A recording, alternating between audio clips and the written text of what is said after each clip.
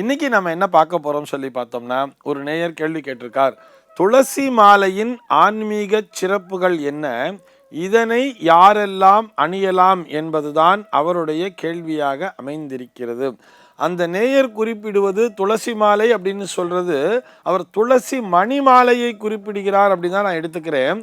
வெறுமன துளசி மாலை அப்படின்னு சொன்னோம்னா இந்த துளசி தளம் அப்படின்னு சொல்றோம் இல்லையா, அந்த துளசி இலையால் கட்டப்பட்ட மாலையை சாதாரணமாக மனிதர்கள் அணிந்து கொள்ளக்கூடாது. சாமானிய மனிதர்கள், அதாவது லௌகீகமான வாழ்க்கையில இருக்கக்கூடிய மனிதர்கள் அணிந்து கொள்ளக்கூடாது. அந்த துளசி இலையினால் கட்டப்பட்ட மாலையை நம்ம சுவாமிக்கு தான் போடணும். பெருமாளுக்கு சாத்துறோம், நம்ம ஆஞ்சநேய சுவாமிக்கெல்லாம் சாத்துறோம் இல்லையா, அதுபோல அந்த துளசி இலையினால் தொடுக்கப்பட்ட மாலையை இறை மூர்த்தங்களுக்கு மட்டுமே செலுத்த வேண்டும். மனிதர்கள் எப்போ போடுவான்னு பார்த்தா, ரொம்ப ஒரு உன்னதமான ஒரு மகாத்மா வரார், அவர் ஏதோ ஒரு பிரவச்சனம் பண்ணிட்டு இருக்கார், அப்படி இல்லைன்னா அவர் நமக்கு ஏதோ அருளாசி வழங்குகிறார்னு சொன்னார், அந்த தெய்வீக தன்மையை உடைய மனிதர்களுக்கு மட்டும், அதுவும் அந்த குறிப்பிட்ட நேரத்திலே அவர் நமக்கு ஆசீர்வாதம் வழங்கும் போது அணிவிப்பார்கள். மற்றபடி மற்ற நேரத்திலே சாமானியமான மனிதர்களுக்கு துளசி மாலையை அணிவிக்க கூடாது. நான் சொல்றது துளசி இலையினால் ஆன மாலையை எப்பொழுது அணிவிப்பாங்கன்னு பார்த்தோம்னா, அவர் இயற்கை எய்திய பிறகு, அவரும் மிகவும் மகாத்மாவாக வாழ்ந்த ஒரு மனிதர், ரொம்ப உன்னதமாக அந்த சாஸ்திர சம்பிரதாயத்தை கடைபிடித்து வாழ்ந்த ஒரு மனிதர் மறைந்து விட்டார் என்று சொன்னால், அவருக்கு இறுதி அஞ்சலி செலுத்துவதற்காக இந்த துளசி இலையினால் செய்யப்பட்ட மாலையை அந்த மந்திரங்களை உச்சரித்து கொண்டே நாராயணா கோவிந்தான்னு சொல்லிண்டு அவருக்கு கொண்டு போய் அதை போட்டு விடுவார்கள். ஆக துளசி மாலை என்பது, துளசி இலையினால் ஆன மாலை என்பது மிகவும் பவித்திரமான ஒன்று. ஆனால் இந்த நேயர் கேட்டிருக்கிறது துளசி மணி மாலையைத்தான் கேட்கிறார் நினைக்கிறேன். ஏன்னு சொன்னா, அவர் இதை யாரெல்லாம் அணியலாம் அப்படின்னு சொல்லி கேட்கிறார். இந்த துளசி மணி மாலை அப்படின்னு சொல்லி வரும் பொழுது, துளசிக்கு மணி இருக்கா சார், துளசிக்கு ஏது சார் மணி அப்படின்னு சொன்னா, இது எங்கிருந்து தயாரிப்பார்கள் தெரியுமா? அந்த துளசி செடியினுடைய அந்த அடி தண்டு பகுதிங்கிறது இருக்கு இல்லையா, அந்த வேர் பகுதியுடன் கூடிய அந்த தண்டு பகுதியினைத்தான் வெட்டி எடுத்து பதப்படுத்தி அதனை மணி போல் செய்து அதில் ஹோல் பண்ணி கோத்துடுவார். அதில் நூலை கோத்து வர்றது தான் இந்த துளசி மணி மாலை. இந்த மாலையானது மிகவும் உயர்வான விஷயமாக நம்முடைய சாஸ்திரமானது தெளிவாகவே சொல்கிறது. இது எப்போ ரொம்ப பயன்படுறதுன்னு சொன்னால், இது மிகவும் தெய்வீக சக்தி உடைய ஒரு விஷயம். நமக்கு துளசி செடினாலே தெரியுமே, துளசி அப்படிங்கிறதே மிகவும் வசத்தியான செடி அப்படின்னு சொல்கிறா. தாவரங்களிலே நான் துளசி அப்படின்னு சொல்லி பகவான் கிருஷ்ண பரமாத்மாவே சொல்லியிருக்கார் அப்படின்னு சொல்லி பார்க்குறோம் இல்லையா. இந்த துளசி என்பது மிகவும் புண்ணியமான ஒரு விஷயம், ஒரு பவித்திரமான ஒரு விஷயம். இதனை எப்பொழுது அணிந்து கொள்ள வேண்டும்னு சொன்னால், ஒரு மந்திர ஜபத்தினை செய்யும் பொழுது, ஒரு பூஜைகளை செய்யும் பொழுது, அப்பொழுது எதற்காக அணிகிறோம் சொன்னால், அந்த இறைவனே நமக்குள் உறைவதாக உணர்கிறோம் அப்படின்னு சொல்றார். இந்த துளசி மாலையை அணிந்து கொள்ளும் பொழுது, துளசி மணி மாலையை அணிந்து கொள்ளும் பொழுது இறைவனுடனான நெருக்கம் என்பது அதிகரிக்கிறது.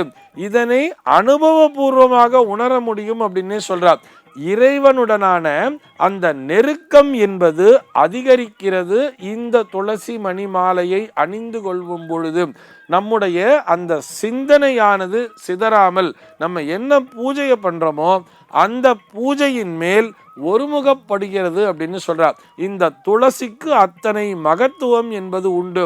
அந்த உஷ்ணம் அப்படின்னு சொல்றோம் இல்லையா, வெறுமனே துளசி இலையை சாப்பிட்டா உஷ்ணம், ஆனால் அந்த துளசியினுடைய இந்த தண்டு பகுதி, அந்த வேர் பகுதி அப்படிங்கிறது இருக்கு இல்லையா, அதில் தானே மாலையை போடுறோம். அது நமக்குள்ளாக இருக்கக்கூடிய அந்த உஷ்ணத்தை கட்டுப்படுத்தி எளிதிலே உணர்ச்சி வசப்படுகிறோம் சொல்றோம் இல்லையா, அந்த உணர்ச்சி வசப்படுதல் அப்படிங்கிறத குறைச்சு இப்படி வேணா பார்க்கலாமே.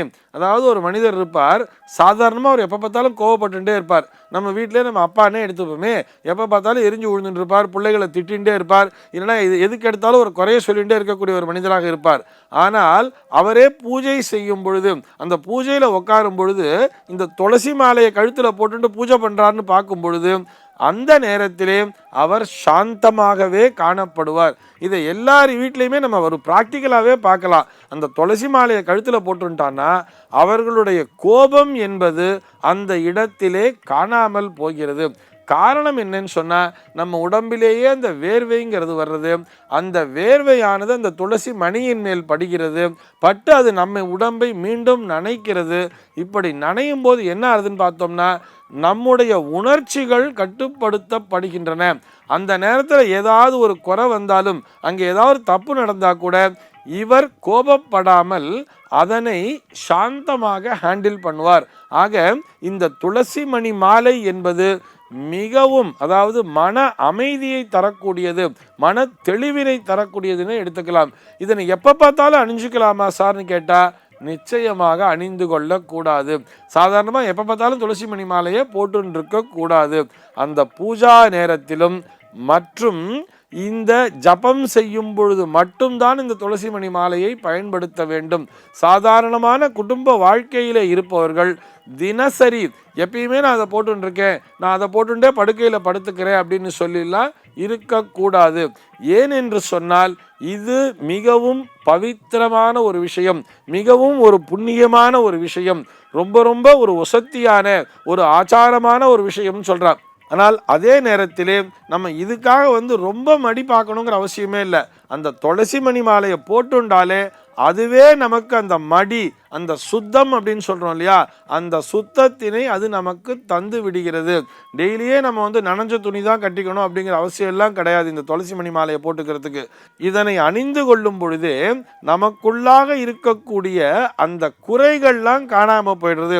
அதனால தான் நான் இப்படி சொன்னேன், நமக்குள்ள ஏதோ ஒரு கோபம் இருக்குது, ஒரு காம குரோத லோபங்கிறது இருக்குது, ஏதோ ஒரு ஆங்காரங்கிறது இருந்தால் கூட இந்த துளசி மணி மாலையை போட்டுக்கொள்ளும் பொழுது இந்த துர்குணங்களானது கட்டுப்படுத்தப்படுகிறது.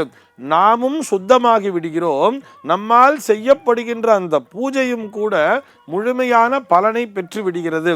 ஆக இந்த துளசி மணி மாலையை எப்பொழுது அணிந்து கொள்ள வேண்டும் சொன்னா, பூஜை செய்கின்ற நேரத்தில் மட்டும், இறை வழிபாடு செய்கின்ற நேரத்தில் மட்டும்தான் அணிந்து கொள்ள வேண்டும்.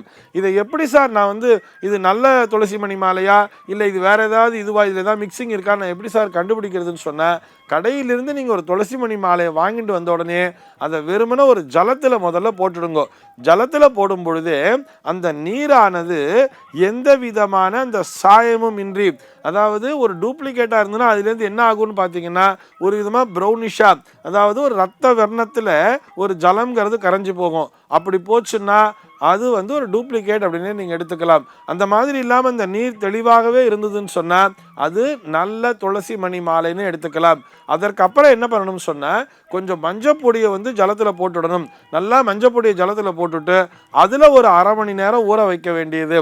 அதில் நல்லா இந்த அரை மணி நேரம் ஊற வச்சுட்டு இந்த துளசி மணி மாலையை அதுக்கப்புறம் அதை எடுத்து இந்த பஞ்சகவ்யத்தினால் அபிஷேகம் செய்யணும்னு சொல்கிறார். பஞ்சகவ்யம்னு சொன்னால் பால், தயிர், நெய், கோமயம் மற்றும் கோதூளின் என்று அழைக்கப்படக்கூடிய சாணம், இந்த ஐந்தினுடைய கலவையால் அபிஷேகம் செய்து மறுபடியும் சுத்தமான நீரிலே அதனை தோய்த்தெடுத்து நம்ம வீட்டில் என்ன சுவாமி விக்கிரகம் வச்சுருக்கோமோ அல்லது சுவாமி படம் வச்சுருக்கோமோ அதுக்கு மேலே போட்டுட வேண்டியது. அங்கே போட்டுட்டு ஒரு சுவாமி நைவேத்தியம் பண்ணிவிட்டு ஒரு தீபாராதனையை பண்ணிவிட்டு அதற்கப்புறம் இறைவனினுடைய ஒரு பிரசாதமாகவே அதை எடுத்து அணிந்து கொள்ள வேண்டியது. இவ்வாறு அணிந்து கொள்ளும் பொழுது அந்த இறை சாநித்தியம் என்பதை, அதாவது இறைவனுக்கு மிக நெருக்கமாக நாம் சென்று விட்டோம் அப்படிங்கிறத நம்மால் அனுபவபூர்வமாகவே உணர முடியும். சர்வே ஜனாஹ சுகினோ பவந்து.